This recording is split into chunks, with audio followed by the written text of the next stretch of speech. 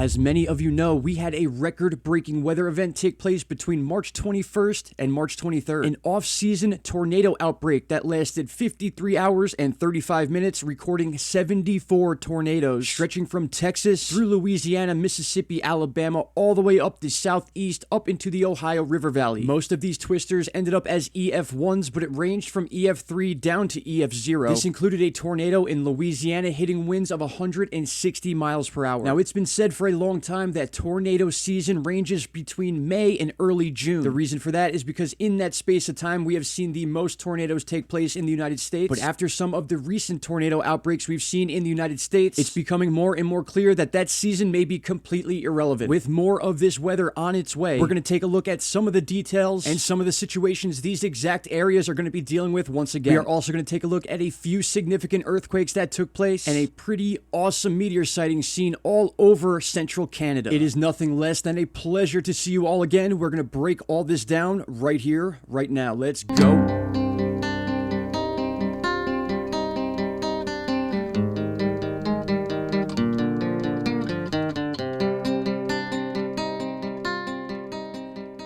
And welcome back, everybody. It is March 27th, Sunday, 2022. And we're going to start with that meteor sighting in Canada and parts of the United States. This was a big one. 105 people reported on American Meteor Society alone, not to mention 5 other events equaling about the same in total as the event that took place on the 23rd. This particular sighting stretching over 3 different territories of Canada, including Ontario, as well as North Dakota and Minnesota in the US. We've got 12 different videos for this bad boy. I will have these videos linked in the description box for you guys to check out on your own. But let's take a look at this thing. This particular video here was taken by Ashley Reyes, and she actually saw this from Winnipeg. Take a look at this. You can see this thing breaking up into 3 different pieces. It's pretty incredible. And this was actually captured on multiple videos. Here is a second look at this meteor breaking up in the atmosphere. Once again, you can see 3 different particles of this thing all traveling together right next to each other. An unbelievable sight, giving one of those classic green glows that we tend to see when these things begin to break up. As you all know, we've been covering the meteor situation not just over Canada, but mostly in the eastern half of the United States. Quebec City, Ottawa, parts of Ontario, Toronto. It's been a gradual rise in the last 2 years, and some of the best footage we've ever seen has been produced in this time frame. Once again, I'll be leaving the link for American Meteor Society and this specific sighting in the description box below. We are now going to transition into the outbreak of tornadoes that took place between March 21st and March 23rd. This period of time, according to experts, was a record-breaking tornado outbreak. 74 tornadoes recorded in a 53-hour period. The bulk of these tornadoes taking place in Texas and then Mississippi later on, but not before leaving a deadly situation in Louisiana, as well as Alabama, South Carolina, Virginia, and Ohio. Over 114,000 people losing power in this stretch of time. At first being called a freak weather event, but then extending over a 3-day period. Not to mention, in the coming days, we have a similar situation lining up and putting much of these same exact areas at risk. As we said before, for the most part, we've always known tornado season to begin around April, stretching through May, June, and slowing down July, August, and September. But gradually, over the last few years, it seems that tornado season is extending in either direction, with a perfect example being this past week. Not only with tornadoes within what we call Tornado Alley or Valley, but also extending to areas that don't usually get tornadoes this time of year. There is no longer any question about whether we have certain seasons that are extending in either direction. This includes hurricane season. Back in 2021, our hurricane season was changed from June 1st back to May 15th as the beginning date. In my opinion, this should have been done long ago, as it's been clear for years now that April and May are very much prone to having hurricanes or cyclones in the Atlantic Ocean. It's about time that we all realize that global weather is changing, not just for the Atlantic Ocean, but all over the world. And we're going to have a lot to talk about as we break that down through tornado season and then as we enter hurricane season. All right, I appreciate you all hanging out. I want to touch on this 5.1 earthquake that took place about 16 hours ago overnight last night, a 5.1 off the coast of Oregon. It's been a little while since we've had an earthquake of this size near the Juan de Fuca fracture zone. As you can see here, 10 kilometers in depth. Thankfully, as you can see here, it did not set off any of our DART system tsunami buoys. That is always a good thing, but nonetheless, it is always a big concern to the western coast of the United States when an earthquake of this size hits. Volcano Discovery also reading this as a 5.1. Not to mention the North Mid-Atlantic Ridge, which is part of the Atlantic Ocean. This area has been very, very active lately. In fact, in the last 7 days, we had one of the bigger quakes we've seen in a while, a 6.7 taking place also at 10 kilometers in depth. In fact, if we switch over to 30 days of magnitude 4.5 and greater, this is one of the biggest earthquakes we've seen all month. For the most part, people are always worried about the west coast of the United States and the effects that a big earthquake would have, but we need to remember that not only do we have the New Madrid fault line on the eastern half of the United States, we also have the major fault line of the Mid-Atlantic Ridge, which is showing a lot of action. But as I'm sure many of you know, the biggest earthquake we've seen in over a month was the 7.3 earthquake that took place near Fukushima of all places. For those of you that don't know what Fukushima is, I'll be making a video not only on that situation that happened years ago, but also a dive into this specific earthquake and the aftershocks that are still taking place today. All right, my friends, it's very good to see you all here. I want to thank you all for taking the time to watch this video. Questions or concerns, please leave down below. I have a lot of stuff to share with you in the coming days, and I hope to see you all here for it. Shout out to Canada. I'll see you all in the next video. Take care. Bye-bye. Stop right there, my friends. If you have not already, click that subscribe button, and don't forget to hit the bell icon. Click all, and you will get all notifications from this channel. And trust me, you won't be disappointed.